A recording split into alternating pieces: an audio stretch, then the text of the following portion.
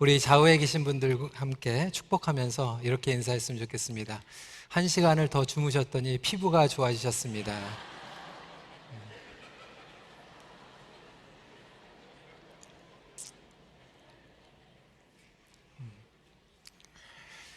한 시간 일찍 오셔가지고 또 기도도 많이 하신 분들 계실지 모르겠어요.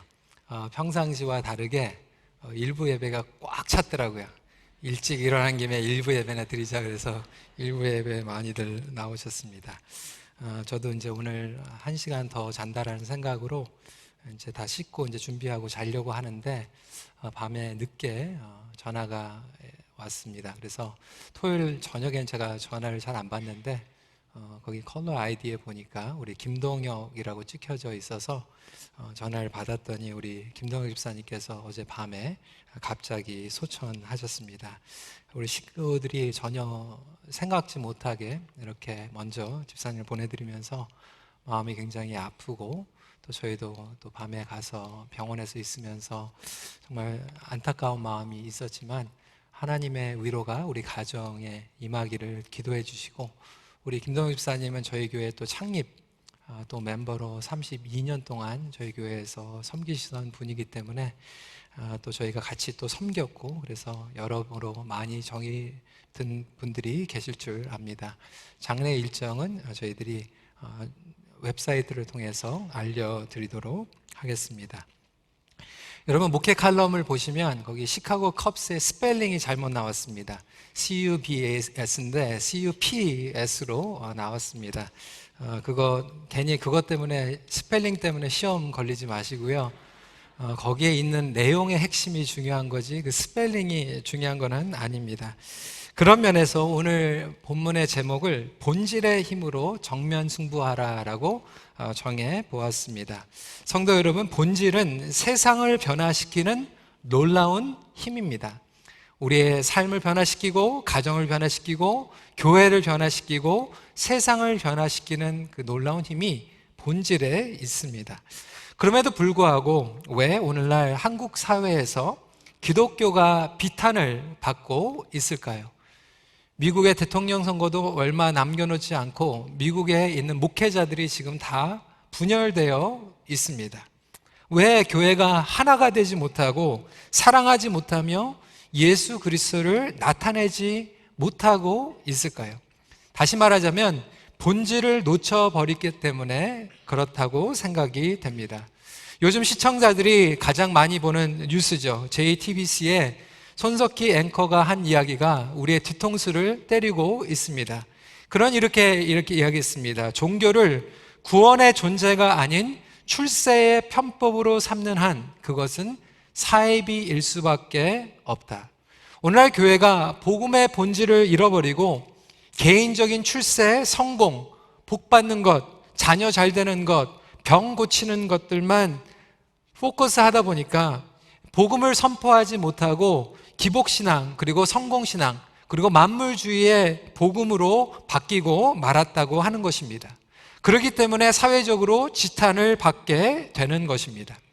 교회가 본질을 잃어버리면 하나가 될 수가 없습니다. 저도 목회를 감당하면서 교회가 그리고 온 성도들이 하나가 되기를 간절히 원하고 있습니다. 그런데 이민교회를 리드해 나가면서 그렇게 쉽지 않다라는 것을 깨닫게 됩니다. 1세와 2세와의 갈등이 있고요. 그리고 1세 간에서도 다들 성격이 드리고 그리고 기질이 그리고 다른 신앙의 배경과 경험들을 가지고 계십니다. 이 기도 스타일만 그래도 마찬가지예요.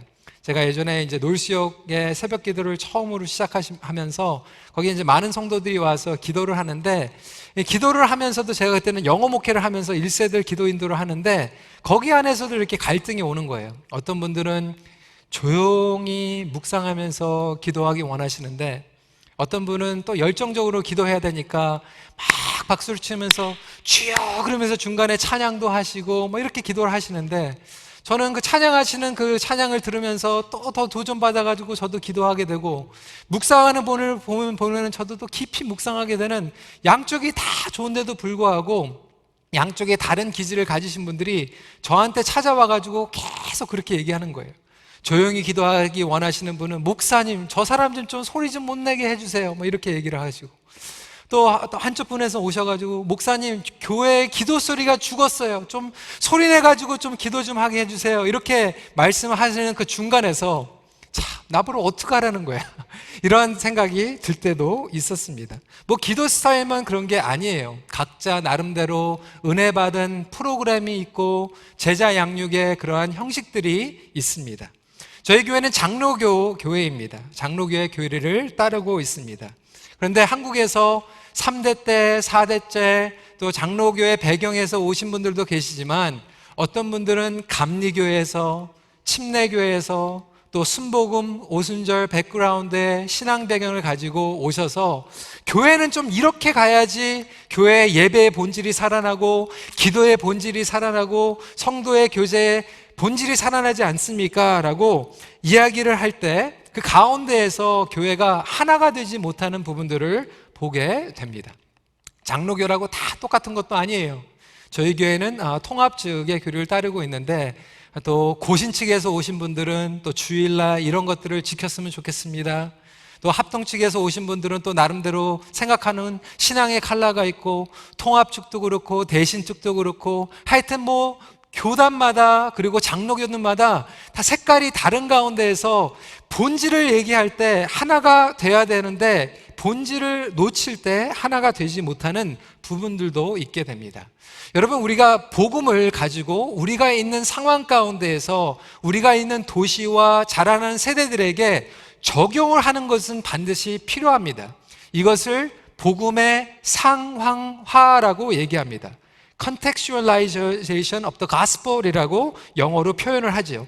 이민교회도 마찬가지고 각자가 있는 생활터전 그리고 도시, 회중 가운데에서 다르게 적용이 돼야 하는 것입니다. 팀 켈러 목사님은 센터처치에서 이렇게 얘기하고 있습니다. 목회자들이 가장 많이 저지르는 실수 가운데 하나는 개인적으로 영향을 끼친 방법이나 프로그램을 무조건 반복하는 것이다. 목회자들만 그런 게 아니에요. 여러분, 성도들도 마찬가지입니다. 내가 예전에 은혜 받았던 방법, 내가 받았던 그 프로그램이 전부인지 그것이 전부라고 생각하기 때문에 그것을 고집하게 되고 그것이 이루어지지 않으면 교회가 본질을 놓치고 있다라고 생각할 수가 있습니다. 사역도요, 목회자들마다 컨텍스트마다 틀립니다. 제가 LA에서 청소년 사역을 2군데에서 한 경험이 있습니다. 첫 번째 교회에서 4년, 그리고 두 번째 교회에서 3년 사역을 했는데 처음에는 청소년 사역을 하다가 다 영어 성인 목회로 바뀌게 되는 그런 경험이 있었습니다. 첫 번째 교회에 가니까 담임 목사님께서 굉장히 케어링 미니스트리를 많이 해주시는 분이었어요. 정말 인자하시고 성도들을 하나하나 돌보시는 분이었습니다. 그러다 보니까 그 교회에 예전에 과거에 어려움이 있었던 가정들이 많이 찾아오게 되었어요. 이혼한 분들도 많이 찾아오고 또 케어를 받다 보니까 또 주변에 있는 사람들이 많이 와서 제가 중고등부 사역을 하면서 제가 가르치고 있었던 학생들의 과반수의 부모님들이 이혼을 한 경험이 있는 자녀들이 저희 중고등부 사역에 들어오게 되었습니다. 그러다 보니까 금요일 날 저와 제 아내는 성경 공부도 하지만 기도를 많이 해주고 상담 사역도 많이 해주고 아이들이 밤늦게 저희 집에 찾아오고 먹여주고 재워주고 뭐 이런 사역들을 많이 감당할 수밖에 없었습니다. 그것이 사역의 일부가 되어버렸어요. 두 번째 교회에 가니까 거기 있었던 담임 목사님은 굉장히 지적인 목사님이셨어요. 그 목회 철학이 학습 공동체였습니다. 그래서 말씀으로 학습 공동체로 나가다 보니까 주변에 칼텍도 있었고요, 포스닥을 공부하는 그런 사람들이 굉장히 많이 오면서 비교적 제 이전 교회에 있었던 때보다 좀 이혼 가정들이 많이 적었습니다. 중고등부 사역을 하면서 제가 처음에 똑같이 하던 방식으로 아이들을 챙겨주고 또 먹여주고 이러면서 같이 시간을 많이 보내려고 했는데 아이들이 그거에 대해서 조금 알레르기 반응을 하는 거예요. 저한테 뭐라고 하면, 목사님, 우리 좀 그냥 내버려 두세요. 우리는 그냥 스스로 조금 하고 싶어요. 우리에게 리더십을 인정해주면 우리가 계획을 세우고 목사님은 그냥 말씀만 가르쳐 주시면 우리가 조금 다 해보고 싶어요 라고 얘기를 하더라고요. 처음에는 그게 좀 적응이 안 됐는데 교회마다 아이들마다 가정마다 컨텍스트가 틀리구나라는 것을 경험하게 되었습니다.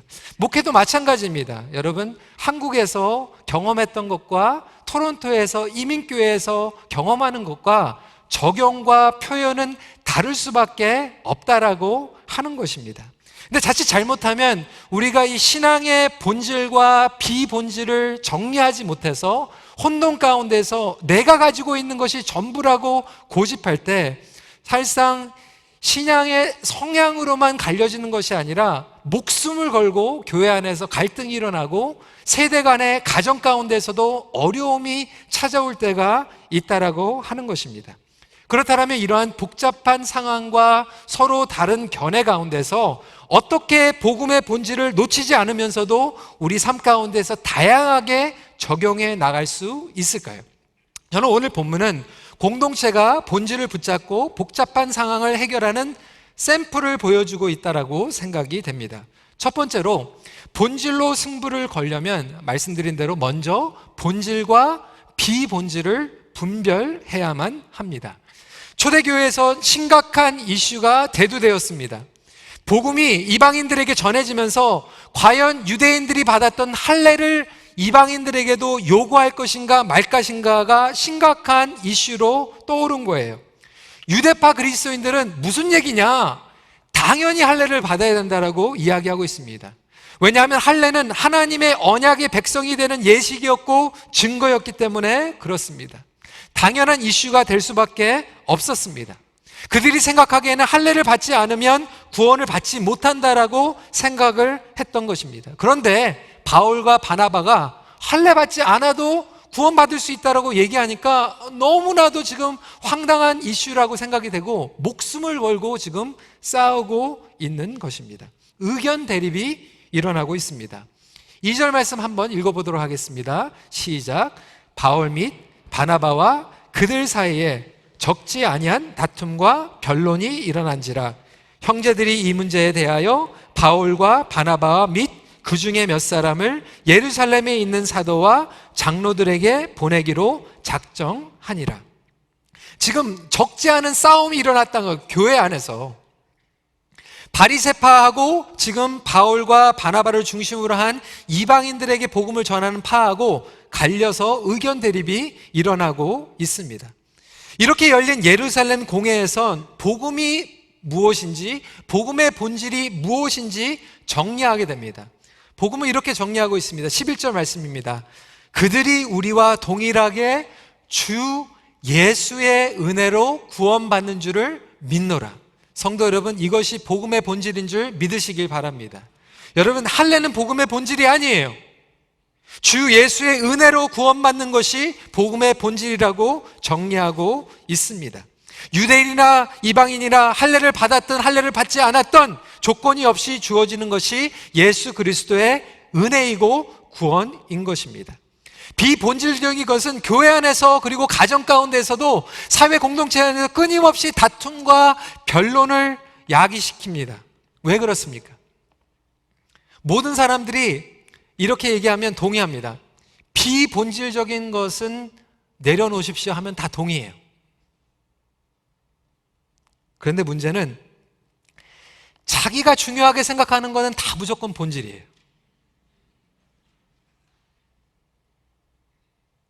지금 유대파, 바리새파한테는 할례가 지금 본질이에요. 우리가 공동체에서 예배의 본질 붙잡읍시다 그러면 다들 얘기하는 게 그거는 맞는데 비본질은 버리자 하는데 내가 드리는 예배 형식이 본질이에요. 내가 하는 기도의 생활의 패턴이 본질이에요. 여러분, 본질의 적용은 본질이 아닙니다. 많은 분들이 혼동하기 쉬운 것이 뭐냐면 본질과 본질의 적용을 혼돈한다는 거예요. 본질은 원인이에요.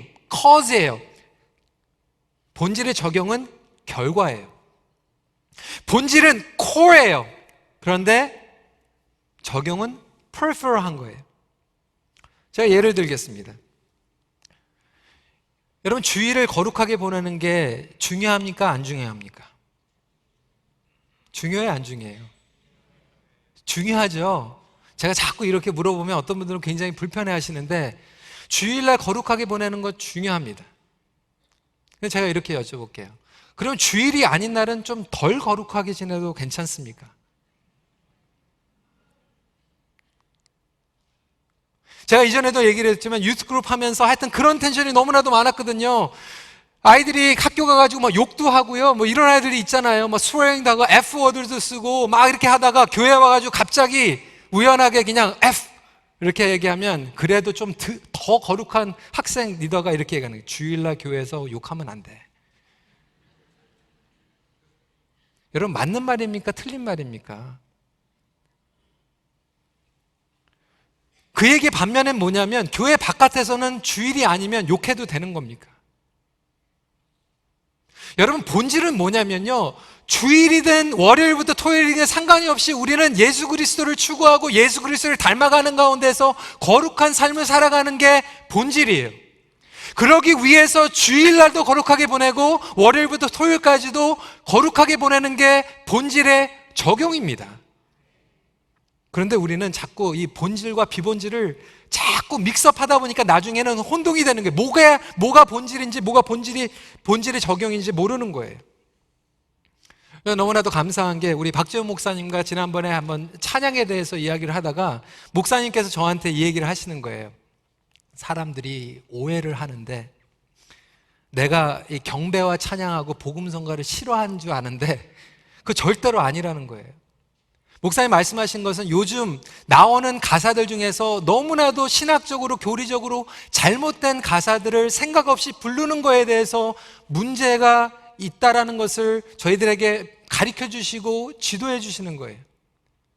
근데 우리는 그 본질에 대해서 가사가 너무나도 중요하고 하나님을 찬양하는 가사에 대해서 생각하는 것이 아니라 멜로디에 생각하면서 우리는 본질을 잃어버리고 어떤 분들은 그러면 찬송가에 있는 것은 더 거룩한 거고 우리가 젊은이들을 부르는 복음성가와 경배와 찬양은 덜 거룩한 거라고 생각하는데 우리 박지원 목사님이 그렇게 찬송가에 있는 곡들도 예배 시간에 불러야 되는 찬송가가 있고 예배 시간에 합당하지 않는 찬송가가 있다는 거예요.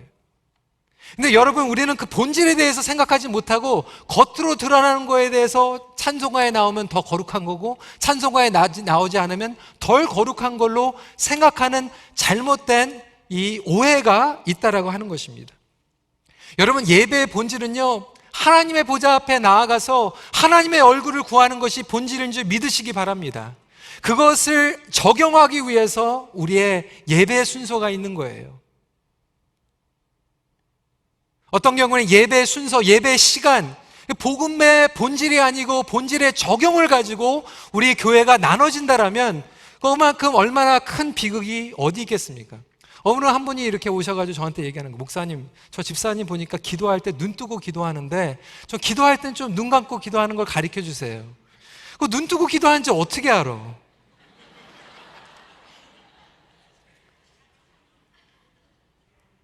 그 저보러 가가지고 집사님 제가 기도하고 있는데 하나님께서 계시를 주시는데 집사님 눈 뜨고 기도하신대요.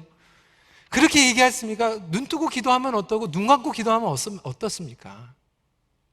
물론 우리가 집중하기 위해서 눈을 감고 기도하는 게 도움이 될 수는 있겠지만 여러분 성경에서 눈 뜨고 기도하면 잘못된 기도라고 얘기한 적이 없고 예수님께서도 축사하실 때 눈 뜨고 축사하실 때가 더 많으셨어요.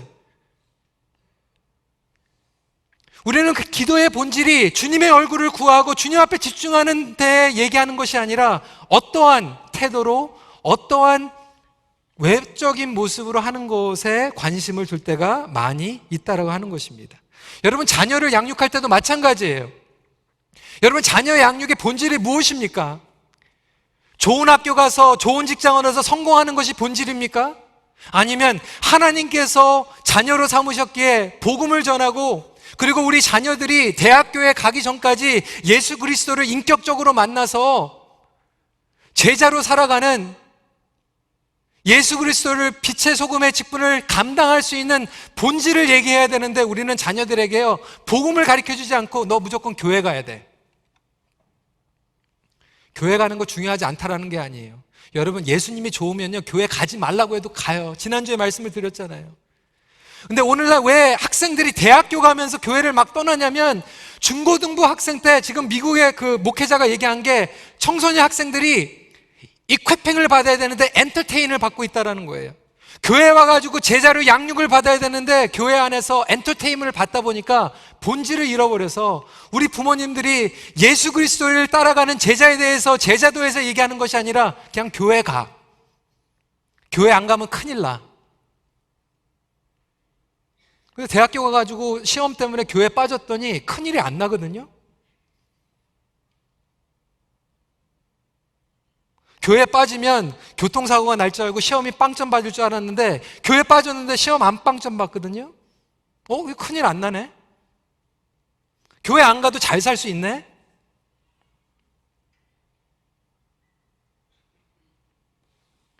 우리 자녀들이 방황할 때, 사춘기를 지나갈 때 우리는 그 아이들의 행동적인 거에 대해서 계속해서 목숨 걸고 싸울 때 행동적에 대해서 얘기하는 것이 아니라 본질이 무엇인가?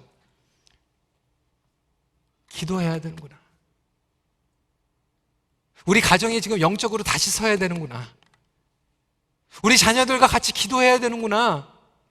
여러분, 우리가 비본질적인 것을 가지고 에너지를 80%, 90%를 쏟고 부부 가운데서도 막 싸우는데 보면 80%, 90%는 본질적인 것을 가지고 목숨 걸고 싸우는 게 아니라 비본질적인 것을 가지고 부부 싸움하고 자녀들하고 부닥치고 있고 대화가 끊겨지고 있고 교회에서도 막 싸우고 분열하고 있는데 나중에 보면 왜 싸웠는지 본질적인 때문에 싸운 것이 아니라 비본질적인 것 때문에 나눠지고 있다는 거예요.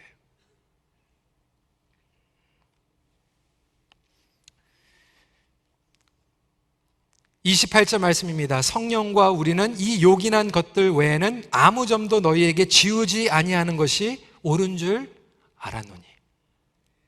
여러분, 본질이 아닌 거 가지고 여러분 자녀들에게 짐 주지 마세요. 멍해 주지 마세요.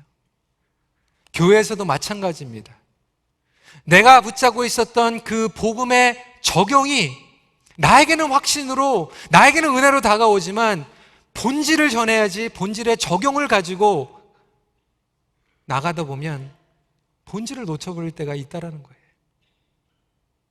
여러분, 지금 한국 사회에서 벌어지고 있는 이슈도 마찬가지 아닙니까? 지금 수사를 진행하는 그 가운데에서도 본질은 그 핵심에 대해서 얘기하고 있는데 뭐 프라다를 신고 왔다느니 무슨 가방을 하고 있든 여러분, 그건 본질이 아니에요. 핵심에 대해서 우리가 이야기를 해야 할 것입니다. 교회에서도 본질을 잃어버리고 기득권, 정치 세력 이런 것들에 대한 것들을 포커스를 하다 보니까 교회가 지금 세상에서 지탄을 받을 수밖에 없다라는 겁니다. 그렇다면 두 번째로 본질로 하나가 되기 위해서는 소통이 필요합니다. 분별과 소통은 함께 가야만 합니다. 결국 신앙 훈련은 통하는 훈련입니다. 그래서 우리 김진 목사라고 하는 분이 한국에서 하나님과 내통하라라는 책도 쓰셨는데 기도에 대해서 소통, 상통, 내통 뭐 이렇게 예를 들고 있습니다. 여러분 보면 신앙이라고 하는 것은 통하는 훈련이에요. 하나님과 통하는 훈련을 영성훈련이라고 얘기하고요, 성도가 통하는 훈련을 공동체 훈련이라고 얘기하고, 세상과 통하는 훈련을 전도훈련, 선교훈련, 사회참여 훈련이라고 얘기를 하는 것입니다. 그래서 신앙이라고 하는 것은 서로 통하는 거예요. 하나님과 통하고 공동체가 통하는 것입니다. 그런데 오늘날 우리 사회는 한국도 마찬가지고 세계적으로 불통의 시대를 살아가고 있어요. 정보는 많아요. 소셜미디어로, 이메일로 정보는 많이 있습니다. 근데 여러분, 정보는 통하고 있는데 마음과 마음은 통하지 않고 있어요. 여러분, 문자로 텍스팅 해가지고 마음을 전하는 게 됩니까? 안 돼요. 근데 요즘은요, 직장 사임서도요, 텍스팅으로 사임하고요. 여러분, 그게 말이 됩니까? 중요한 것들을, 그리고 교회에서 목장 공동체가 자녀들과 만날 때는 만나야 되는 거거든요. 어려워도 불편해도 만나야 되는 겁니다. 예를 들어서 제가 우리 장로님 어떻게 지내세요? 제가 이렇게 말을 했어요. 근데 장로님 어떻게 지내세요? 잘 지내고 있습니다. 여러분, 제가 장로님 어떻게 지내세요? 하고, 장로님 어떻게 지내세요? 이메일로 쓰면 똑같아요. 문자로 쓰면 똑같아요.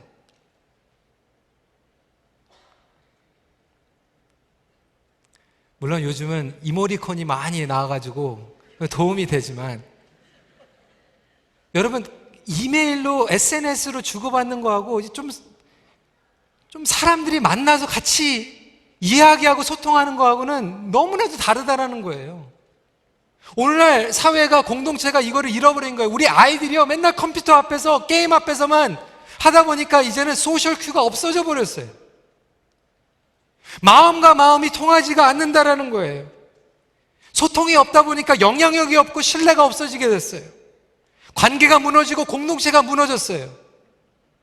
근데 여러분, 소통의 기본은 첫 번째로 고통을 감수하고 함께 모이는 겁니다. 모이는 것이 소통의 기본이에요. 여러분, 지금 예루살렘 공회에 큰 변론과 다툼이 일어나고 있는데 어떻게 합니까? 모여요. 몇 시간 가는 것도 아니고 며칠을 여행을 해가지고 모입니다. 2절 하반기입니다. 형제들이 이 문제에 대하여 바울과 바나바와 및 그 중에 몇 사람을 예루살렘에 있는 사도와 장로들에게 보내기로 작정하니라. 문제를 회피하지 않고 문제를 직면합니다. 문제를 회피하는 사람과 공동체는 성장하지 못해요. 자녀를 키울 때도 마찬가지예요. 부모의 체면, 부모의 권위를 내려놓고 소통해야지만 문제를 해결할 수 있습니다. 여러분, 요즘 자녀들과 랭귀지 변명하지 마세요. 영어가 안 돼서 소통이 안 된다, 그거는 핑계입니다. 여러분, 벌써 10년 전에 논문 결과가 나왔어요. 1세와 2세, 한인교회에 있는 1세와 2세 그 논문이 나왔는데요, 언어 때문에 문제가 갈리는 게 아니라 같이 모이는 시간이 없어서 사이가 나눠져요. 불편해도 창피한 것들 내려놔야 되죠. 제가 이런 일이 몇 달 전에 있었어요. 제가 그때도 좀 간단하게 말씀을 드렸지만, 저희 첫째 아이가 이제 11학년이 되니까 뭐 바빠요. 뭐 학교에서 서클의 뭐 회장 뭐 그런 것도 하고, 뭐 알바도 하고 그러다 보니까 주중에 집에 늦게 들어올 때가 종종 있습니다. 근데 어쩔 때는 학교에서 늦게 끝나서 늦게 오고, 어쩔 때는 일을 하다가 늦게 끝나서 늦게 오는 거예요. 하루는 이제 평일날 이제 늦게 9시 반에 이제 픽업을 해야 되는데, 제 아내가 그때 중요한 회의가 늦게까지 있어서 픽업을 하지는 못하니까 이제 저한테 문자를 보낸 거예요. 가서 픽업을 해달라고. 그래서 제가 교회에서 그때 모르겠어요. 제가 장례식이 있었는지 결혼식, 예행식이 있었는지 모르겠는데 시간을 맞춰가지고 급하게 9시 반까지 이제 간 거예요. 픽업을 하러. 서브웨이 스테이션에 갔죠. 그래서 저는 바쁜데 그냥 일을 팍 마치고 이제 가가지고 반가운 모습으로 이제 만났는데, 제 딸 얼굴을 보니까 이게 표정이 기쁘지가 않은 거예요. 좀 뭔가 조금 마음이 안 좋아. 그래서 제가 물어봤어요. What's wrong? 왜 그러냐고. 처음에는 뭐 nothing 뭐 그러다가 계속 물어보니까 이렇게 얘기를 하는 거예요. 아빠는 내가 지금 어디에서 늦게 끝났는지도 모른다고 얘기를 하는 거예요. 그 순간 제 마음에 굉장히 이렇게 자기 합리화가 일어나게 되는 거죠. 그럼 너는 아빠가 어디서 오는지도 알고 있냐? 뭐 성경 공부를 하다가 왔는지, 뭐 예배를 드리고 왔는지, 장례식을 갔다 왔는지, 결혼 예행식을 너는 알아? 하고 싶은 생각이 막 여기까지 올라오는데 일단은 참았어요. 집에 갔는데도 기분이 안 좋아. 제가 너무나도 좀 마음이 안 좋으니까 내려가가지고 아빠하고 얘기하자. Let's talk. 좀 얘기해봐. 제 딸이 섭섭한 얘기를 이렇게 하는 거예요. 아빠는 이제 교회 가면 자기 친구들한테, 이제 부모님들한테 듣기는 아빠가 very relational, 되게 관계 중심적이고 성도들도 이렇게 잘 챙겨주고, 근데 자기한테는 그렇게 잘 못해주는 것 같다고 생각이 되니까 그게 섭섭했던 거예요. 그거를 듣는데 너무 그게 변명을 할 수 없겠더라고요. 제가 그 전날만 해도 우리 교회 모임에 가면서 막 권사님들 부엌에서 일하니까 커피 이렇게 들고 가니까 권사님들이 목사님 센스쟁이 막 이렇게 얘기하고, 교회에서는 제가 센스쟁인데 집에서는 완전히 딸한테는 센스도 없고 어디서 늦게 오는지도 모르고, 그거 듣는데요 막 눈물이 나면서 미안하다, I'm so sorry, 그 말밖에 안 나오더라고요. 여러분, 우리 소통이라고 하는 것은 불편해도 만나는 거예요. 불편해도 들어보는 거예요. 오늘날 왜 교회가, 우리 부모님들이 이 권위주의 내세우면서, 여러분, 예루살렘의 이 사도들의 권위는 대단했습니다. 야고보의 권위는 대단했어요. 그런데도 불구하고 여러분, 지금 바리새파들의 이야기를 듣고 있어요. 바울의 이야기도 듣고 바나바의 이야기도 듣고 유대파 바리새파들도 듣고 있어요. 여러분, 우리 부모님들이, 우리 지도자들이 좀 권위를 내려놓고 좀 이렇게 소통을 할 수 있는 시간이 필요하지 않겠습니까? 신학적인 교리도 마찬가지예요.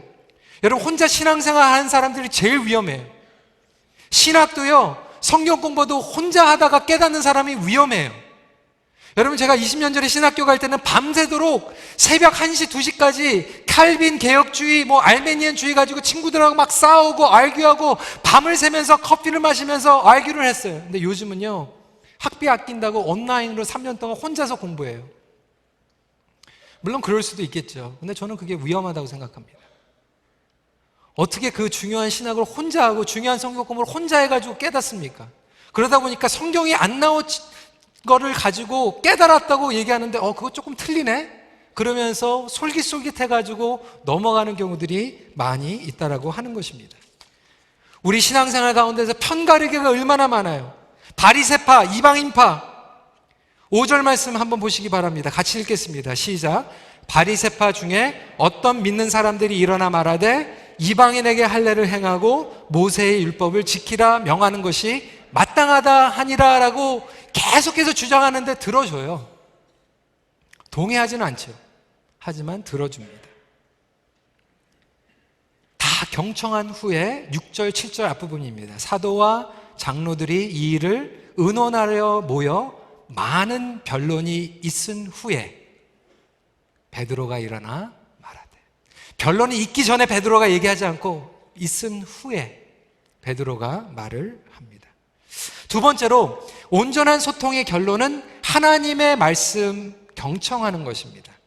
서로 다른 편에게 경청하는 것보다 더 중요한 것은 하나님의 말씀에 경청하는 것입니다. 베드로를 통하여서도 하나님께서 하신 일들을 경청해요.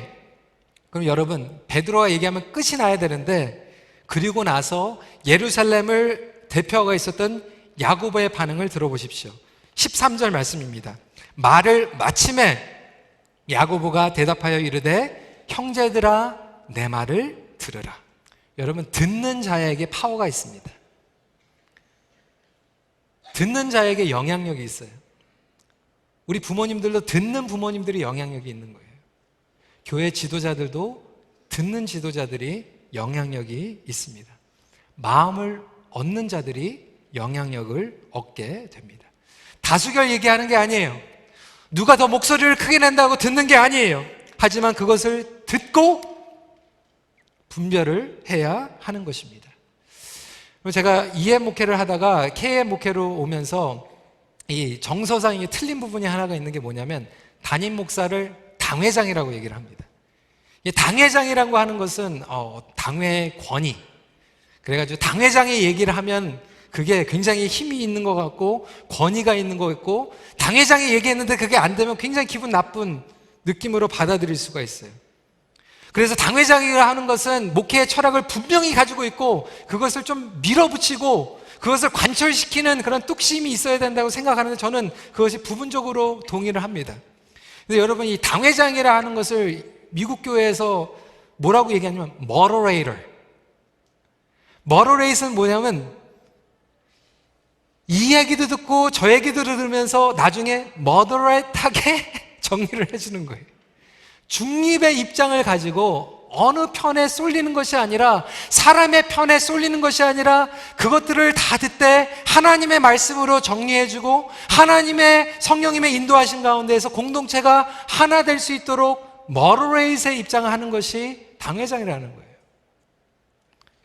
여러분, 그러면 당회장만 그렇습니까?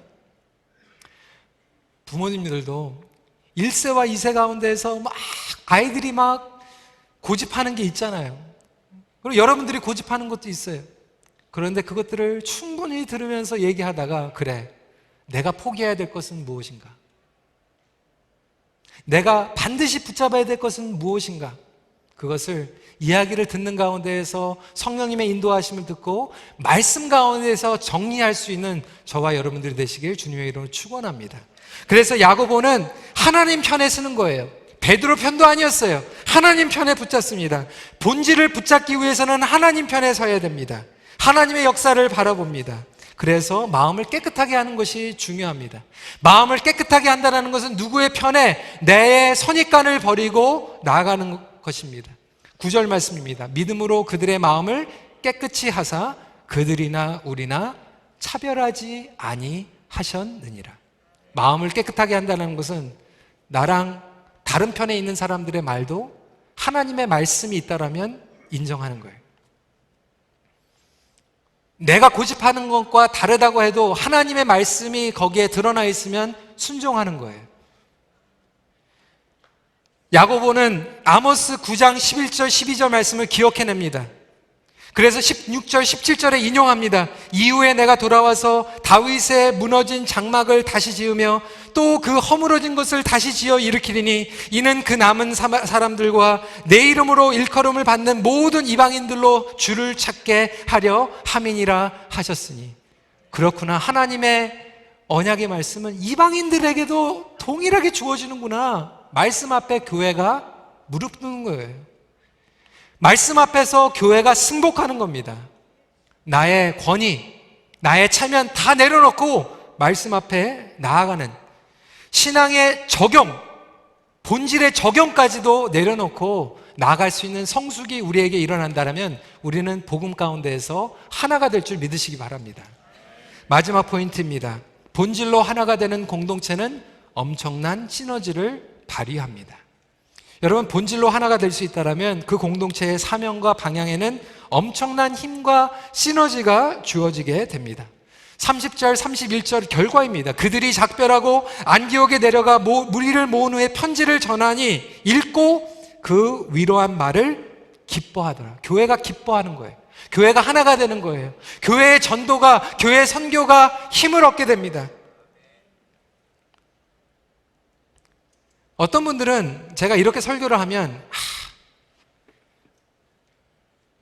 젊은 목회자가 목회하면서 다 이제 본질적인 것만 빼놓고 다 아무렇게나 해도 된다고 얘기하는 게 아닌가. 여러분, 그렇지 않아요. 베이직으로 지켜야 될 부분들이 있어요.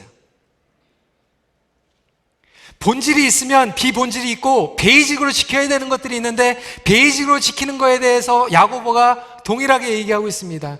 19절 20절 말씀 같이 읽도록 하겠습니다. 시작. 이방인 중에서 하나님께로 돌아오는 자들을 괴롭게 하지 말고 다만 우상의 더러운 것과 음행과 목매어 죽인 것과 피를 멀리하라고 편지하는 것이 옳으니.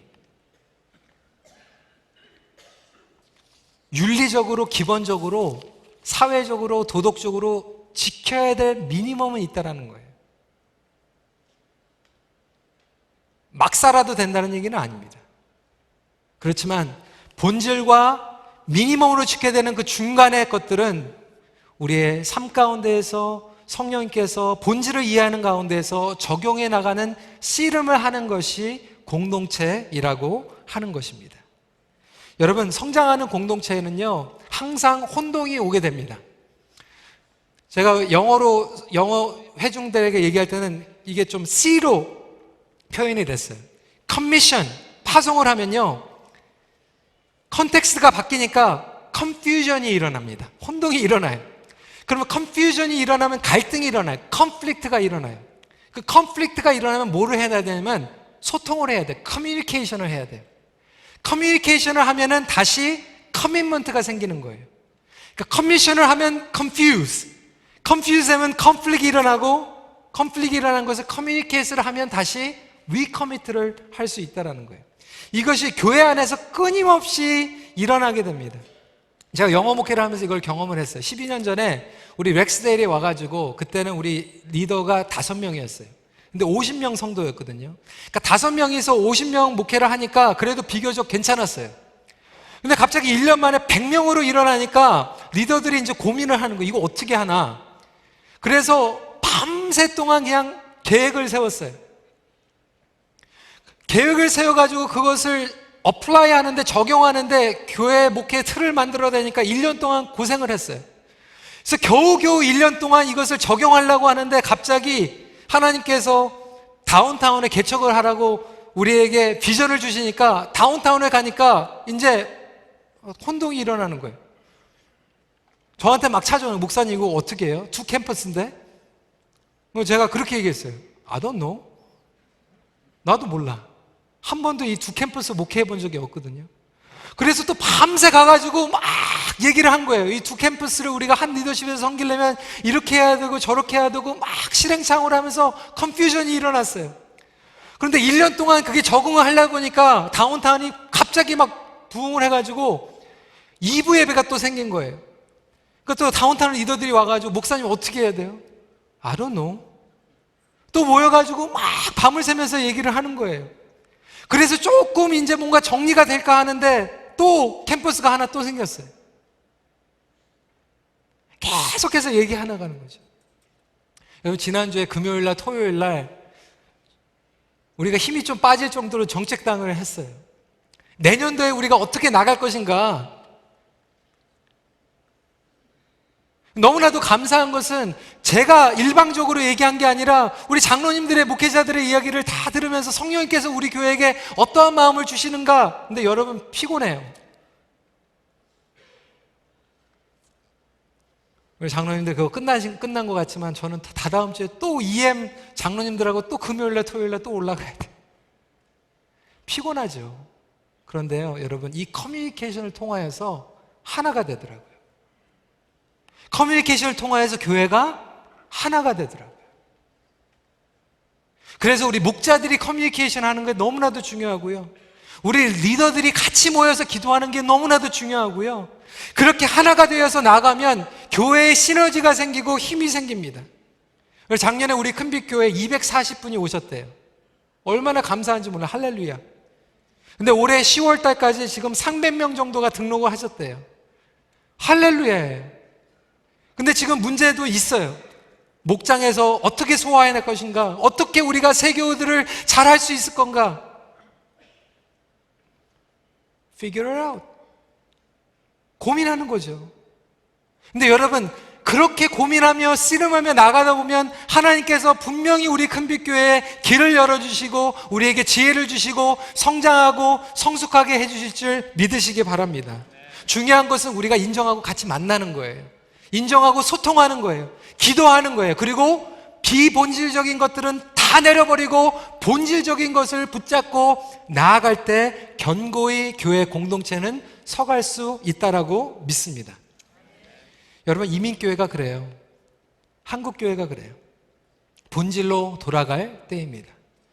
본질에서 벗어난 부분들이 있다면 우리가 겸손히 회개하고 누구에게 탓을 돌리는 것이 아니라 우리도 마찬가지라는 거예요. 이민생활하면서 정신없이 막 돌아다니다 보니까 80%, 90% 비본질적인 것을 가지고 목숨 걸고 살았고, 부부 갈등, 여러분, 본질이 빠져있고 예배가 빠져있고 말씀이 빠져있고 비본질적인 것이 우상이 되어버리니까 갈등이 일어나고 불통이 일어나고 교회가 하나가 되지 못하고 가정이 하나가 되지 못하는 거 아니겠습니까? 여러분, 우리의 책임, 성도의 책임, 교회의 책임을 인식하고 기도해야 할 것입니다. 여러분, 말씀을 정리합니다. 본질을 붙잡고 비본질을 버리십시오. 복음의 본질은 목숨같이 붙잡되 비본질적인 것은 끊임없이 내려놓는 변화와 성장을 경험하십시오. 우리 같이 기도하는 시간 갖겠습니다.